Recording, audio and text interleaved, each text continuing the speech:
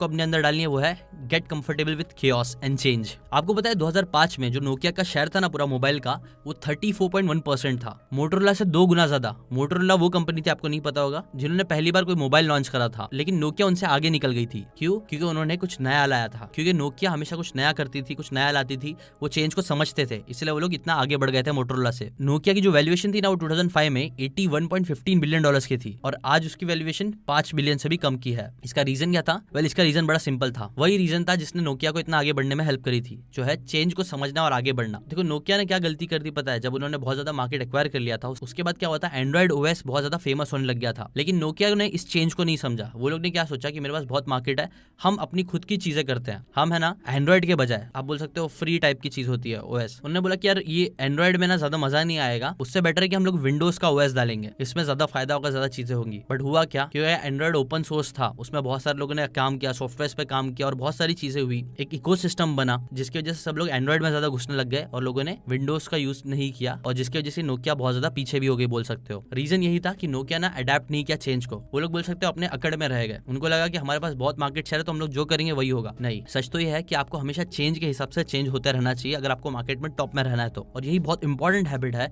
जो आपको अपने अंदर भी डालनी चाहिए। देखो एक ग्रीक फिलोसोफर है हेराक्लिटस, वो बोलते हैं ना कि nothing is permanent in this world except change. हर चीजें आपकी चेंज होती है। अगर आप जाके गूगल पे देखोगे ना तो आपके जो बॉडी के सेल्स भी होते हैं ना, वो भी कुछ टाइम बाद पूरे चेंज हो जाते हैं। मतलब आप फिजिकली जो इंसान हो ना, उसका हर एक सेल कुछ टाइम बाद रिप्लेस हो जाता है। मतलब आप टोटली अपने आप को चेंज कर देते हो time to time.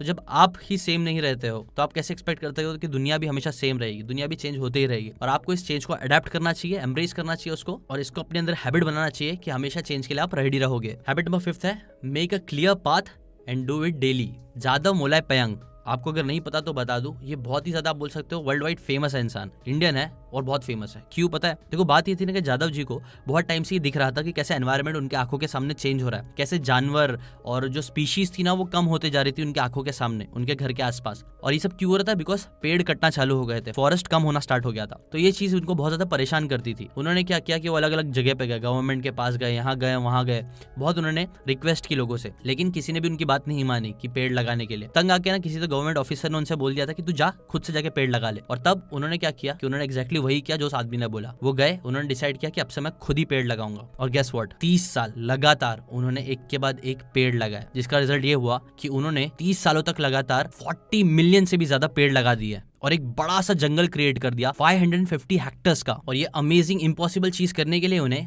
Forest man of India का टाइटल मिला, जिसे आज वर्ल्ड वाइड लोग सैल्यूट करते हैं। इनफैक्ट इन्होंने जो फॉरेस्ट क्रिएट किया, ऑब्वियसली उस फॉरेस्ट का नाम इनके नाम पे रखा गया, मोलाई फॉरेस्ट। अगर आप जाके सर्च करोगे तो आपको मिल जाएगा इससे रिलेटेड सारी डिटेल्स। नाउ ये इंस्पायरिंग स्टोरी क्या बताती है? ये बताती है कि अगर आप डिसाइड कर लो कि आपको कोई चीज अचीव करनी है और डेली उससे रिलेटेड एक्शंस लेना स्टार्ट कर दोगे ना, तो आपके लिए बड़ी से बड़ी चीज जो इम्पॉसिबल लगती है वो पॉसिबल होना स्टार्ट हो जाएगी। और यही हैबिट आपको अपने अंदर डालना है। क्लियर पाथ अपने लिए बनाओ, सोचो कि आपको क्या करना है और फिर उसके लिए डेली काम करना स्टार्ट कर दो। ब्रूस ली का भी एक थोड़ा ऐसा कोट है, वो बोलते हैं कि मैं उस इंसान से नहीं डरता हूँ जिसे 10,000 किक्स के बारे में पता है, मैं उस इंसान से डरता हूँ जो एक किक को 10,000 बार प्रैक्टिस करता है और बार बार प्रैक्टिस करता है। नेक्स्ट हैबिट है टू वॉच योर वर्ड्स। एक बार एक बूढ़ा आदमी रहता है जो हमेशा ना अपने बाजू वाले को बहुत नोटिस करता है। वो नोटिस करता है कि जो बाजू वाला है ना, वो हर रात में है ना एक अजीब से टाइम पे हर रात में वो निकल जाता है। ये चीज उस बूढ़े आदमी को बहुत सस्पिशियस लगती है। उसे लगता है ना कि जो बाजू वाला आदमी है ना वो चोर है और वो हर रात में कहीं चोरी करने के लिए जाता है ना। ये चीज से रिलेटेड उसके पास कोई प्रूफ तो नहीं रहता है, लेकिन वो क्या करता है कि सबको ये बोलना स्टार्ट कर देता है कि वो जो बाजू वाला मेरा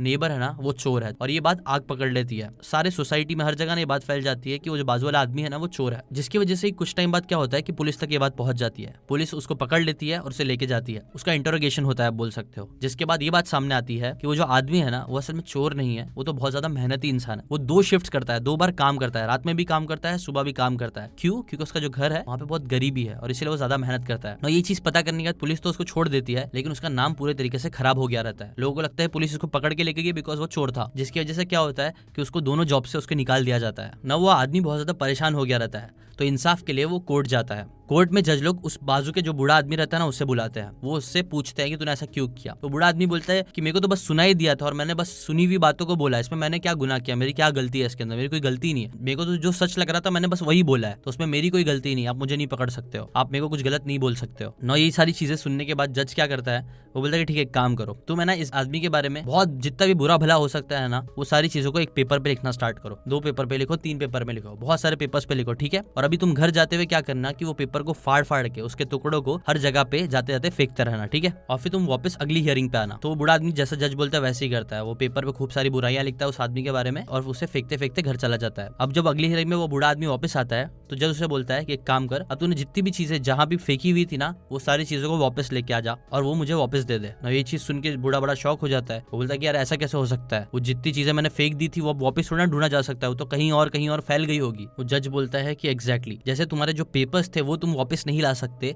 वैसे ही जो तुमने शब्द यूज किए हो, जो उसके खिलाफ तुम्हें गलत गलत बातें फैलाई हो, जो फैल गई है, वो सारी बातें भी अब वापस नहीं आ सकती है। तुम अपने शब्द को वापस नहीं ले सकते हो। और उस आदमी का नाम आप बोल सकते हो परमानेंटली बहुत ज्यादा खराब हो ही गया है और उससे उसका काफी नुकसान हुआ है और इसलिए इसका हर्जाना तुमको थोड़ा भरना पड़ेगा, उसे तुमको जॉब लगवानी पड़ेगी। देखो दोस्तों, कुछ भी बोल देना एक बहुत ही गंदी आदत है जो मैं देखता हूँ बहुत सारे लोग करते हैं। कई बार लोग गॉसिप्स करते हैं, गलत गलत बातें करते हैं जस्ट टू फील गुड। लेकिन क्या होता है, कई बार ये जो गॉसिप्स होती है इससे लोगों को बहुत परेशानी हो सकती है, स्पेशली जिनके बारे में आप गॉसिप कर रहे हो। और ये जो गॉसिप करने वाली बात है, अपने वर्ड्स पे ध्यान देने वाली बात है, ये थिंक लाइक अ मॉन्क और ऐसी कई सारी बुक्स है, the power of your words, 4 agreement और ऐसी कई सारी बुक्स है जिसके अंदर बताया गया है कि वर्ड्स जो आप बोलते हो वो कितनी ज्यादा पावरफुल होते हैं और इन्हें बहुत अच्छे से आपको यूज करना चाहिए। इसीलिए वॉच योर वर्ड्स, ये वाली हैबिट भी अपने अंदर जरूर डालो।